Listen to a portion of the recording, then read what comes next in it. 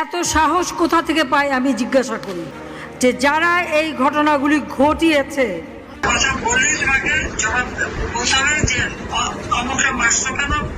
জবাব দাও, এই বোনদের এভাবে লাঞ্ছিত করছো কেন, পাকিস্তানি হানাদার বাহিনীর মতো সেটা জবাব দাও।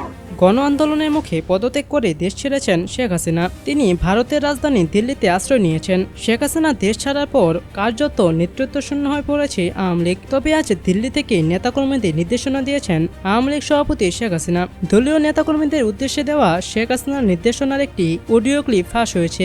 সেখানে শেখ হাসিনাকে ছাত্রলীগের একজন নেতার সঙ্গে টেলিফোনে কথা বলতে শোনা যায়। ফাঁস হওয়া অডিও ক্লিপে শেখ হাসিনাকে বলতে শোনা যায়, আমি যে এই নির্দেশনা দিচ্ছি সেটা কাউকে বলা লাগবে না, তোমরা প্রশাসনের কাছে বলবে অমুককে মারছি কেন, আমার ভাইকে মারছি কেন, জবাব দাও। তরুণদের এভাবে পাকিস্তানি হানাদার বাহিনীর মতো মারছি কেন, জবাব দাও। শেখ হাসিনাকে আরও বলতে শোনা যায়, তোমরা সবাই সেফ থাকবা, নিরাপদে থাকবা, সবাইকে নিরাপদ থাকতে হবে, এটা মানুষকে জানিয়ে দাও। এ সময় অন্য কণ্ঠস্বর থেকে বলতে শোনা যায়, আপা, আমরা ছাত্রলীগ আপনার সঙ্গে বেইমানি করি নাই, আমরা রাজপথে রক্ত দিয়েছি, আমরা জীবন দিয়েছি, প্রয়োজনে আবার জীবন দেব, 1000 বার জন্ম নেব।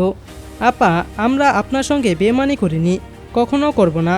বাংলাদেশ থেকে পালানোর পর এবার প্রথমবারের মতো মুখ খুললেন সাবেক প্রধানমন্ত্রী শেখ হাসিনা। ভিডিও কলে ছাত্রলীগকে পরবর্তী নির্দেশনা দেন সাবেক প্রধানমন্ত্রী শেখ হাসিনা। অডিওতে শোনা যায়, শেখ হাসিনা বলছেন, নেতাকর্মীদের ওপর অত্যাচার ও হত্যার জবাব চাইতে হবে, পাকিস্তানি হানাদার বাহিনীর মতো লাঞ্ছিত করার জবাব চাইতে বলা হয়।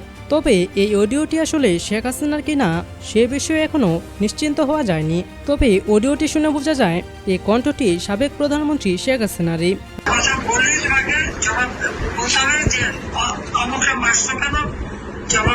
আর এদিকে অপর আরেক ভিডিও ভাইরাল হয় সামাজিক যোগাযোগ মাধ্যমে, যেখানে সাবেক প্রধানমন্ত্রী শেখ হাসিনাকে বলতে শোনা যায়, তার বাবার মূর্তি ভাঙার প্রত্যেকটা জবাব নেওয়া হবে। হাই কমিশনে ঢুকে জাতির পিতার ছবি নিয়ে অপমান করেছে, এত সাহস কোথা থেকে পায় আমি জিজ্ঞাসা করি।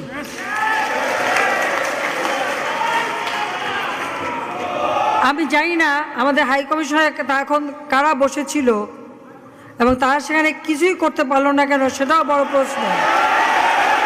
যে যারা এই ঘটনাগুলি ঘটিয়েছে তারা চলাফেরা করে না, তাদের দেখেন না,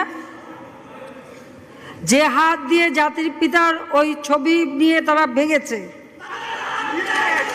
তাদের যা উপযুক্ত করা উচিত সেটা করতে হবে। যদিও এই ভিডিওটি আরও বেশ কয়েকদিন আগের, তবে এটি শেখ হাসিনার বর্তমানে ভিডিও বলে অনেক জায়গায় চালিয়ে দেওয়া হচ্ছে।